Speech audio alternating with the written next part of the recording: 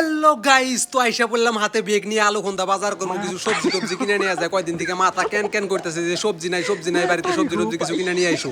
তো বাইরে পড়লাম, এই আলুখন্দা বাজারে ঢুকে পড়লাম বন্ধুরা। আলুখন্দা বাজারে আইসা দেখি সামনে মনে হয় যে এখানে ইরি ধান লাগান যাইব, এইরকম পরিস্থিতি হয়ে গেছে। দেখো ওই বন্ধুরা, বাজার না এটা আরো কিছু মনে হয় এখানে কেঁদো দিয়া ভাবছে যে সামনে বার আমি এখানে ইরি ধান করবো। তো আর কি করবা বন্ধু, সাইড সুইড দিয়ে গেলাম। তো বাজারে ঢুকে দেখি চাচা একজন কাঁঠাল নিয়ে খুব খুশি হয়ে গেছে, কাঁঠাল কিনছে চাচা।